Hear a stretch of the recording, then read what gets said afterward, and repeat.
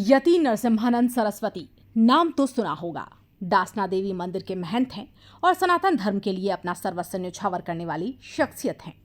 दरअसल जूना अखाड़े के महामंडलेश्वर और डासना देवी मंदिर के महंत यति नरसिम्हानंद को पुलिस ने सोमवार को दिल्ली जाने नहीं दिया। यही नहीं, उनके समर्थकों को नजरबंद कर दिया।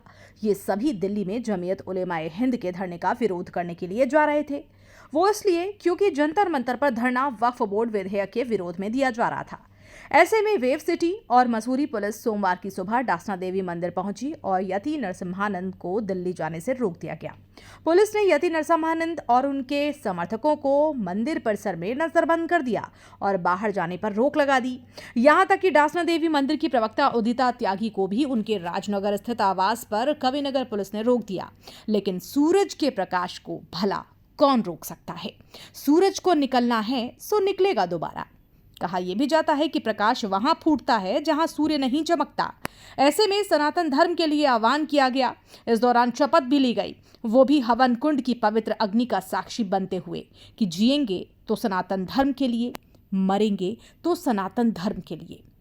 इसके साथ ही यहाँ शपथ ये भी ली गई कि वो सभी भारत को सनातन वैदिक राष्ट्र बनाकर रहेंगे। सुनिए। शिव शक्ति धाम डासना से मैं श्री पंचदश नाम जूना अखाड़े का महामंडलेश्वर यति नरसिम्हानंद गिरी और मेरे साथ हैं हिंदुओं के शेर पिंकी चौधरी, अनिल चौधरी, अनिल यादव, हमारी बहन ममता, हमारी बेटी कविता, डॉक्टर उदिता और बहुत सारे साथी हैं, हमारे बच्चे हैं। कल मुसलमानों ने शक्ति प्रदर्शन किया जंतर मंतर पर। अब हमारी बारी है। हमें वक्फ बोर्ड पर कोई संशोधन नहीं चाहिए। ये वक्फ बोर्ड हमें समाप्त चाहिए, क्योंकि जितने भी ये कठमुल्ले हैं, इनके बाप दादा अपना हिस्सा लेकर भारत से जा चुके हैं। ये यहां हमारे हिस्से पर रह रहे हैं। एक भी मस्जिद, एक भी मदरसा, एक भी दरगाह भारत में लीगल नहीं है, क्योंकि बचे हुए विभाजन के बाद बचे हुए भारत का ये हिस्सा हिंदुओं का था, हिंदुओं का है और हिंदुओं का रहेगा। हमारा नवरात्र, हमारा नववर्ष शुरू होगा 30 मार्च से। हमारा नया साल शुरू होगा। मां की साधना के दिन हैं, मां की तपस्या के दिन हैं। मैं आह्वान करता हूं सारे शेरों का, हम सब ने यह तय किया है कि पहले नवरात्रे के दिन 30 मार्च 2025 हम जंतर मंतर पर जाएंगे और जंतर मंतर पर बैठकर सारे देश का आह्वान करेंगे, नेताओं को चुनौती देंगे।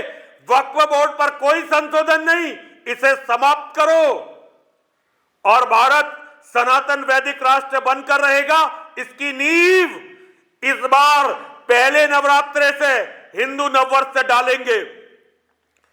जिन्हें पाखंड रचने हैं, जिन्हें मां के नाम पर केवल खाना है, अपनी बहन बेटियों का बलात्कार देखना है, मां के मंदिरों की दुर्गति देखनी है, वो अपने घर में आराम से बैठे और हिंदुओं का मूर्ख बनाए। लेकिन जिन्हें मां की रक्षा करनी है, अपनी बहन बेटियों को बचाना है, मेरी मां के मंदिरों को बचाना है, महादेव के अस्तित्व को बचाना है, बहुत बड़ी बात कह रहा हूं। लेकिन महादेव का अस्तित्व जब बचेगा जब हम लड़ेंगे, वरना मां और महादेव का नाम भी खत्म हो जाएगा। जिन्हें अपने घर परिवार, अपनी बहन बेटियों के साथ मां और महादेव के अस्तित्व को बचाना है, इस बार हिंदू नववर्ष पर, पहले नवरात्रे पर 30 मार्च सही 10 बजे हमें जंतर मंतर पर मिले।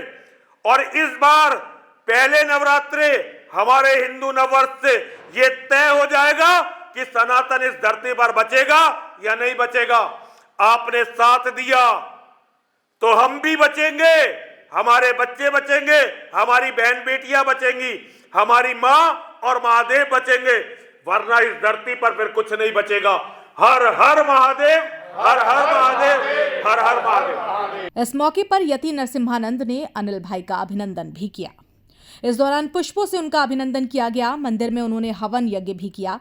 जग जाहिर है कि सरकार ने वक्फ बिल लाने की घोषणा की है। इसके विरोध में जमीयत उलेमाए हिंद अरशद मदनी के आह्वान पर दिल्ली के जंतर मंतर पर विरोध प्रदर्शन किया गया। यति नरसिम्हानंद का ये आरोप है कि पुलिस ने मौलाना अरशद मदनी और उनके समर्थकों को इस विरोध में जाने से नहीं रोका, जबकि बिल लाने से पहले ही वो लोग धरना प्रदर्शन कर रहे हैं। पुलिस को पहले अरशद मदनी को रोकना था, लेकिन उनकी बजाय उन्हें और उनके समर्थकों को रोक दिया गया। उन्होंने चेतावनी दी है कि सनातन धर्म के लिए वो ऐसी बाधाएं लांघ सकते हैं। कुल मिलाकर अक्सर अपने बयानों के चलते चर्चा में रहने वाले गाजियाबाद जिले के शिव शक्ति धाम डासना के पीठाधीश्वर और श्री पंचदशनाम जूना अखाड़े के महामंडलेश्वर यति नरसिम्हानंद गिरी ने इस बार एक अलग अंदाज में सनातन धर्म की अखंडता के लिए हुंकार भरी है। अब देखना यह होगा कि ये हुंकार कितनी चुनौतियों पर भारी पड़ती है, उन्हें पार करती है।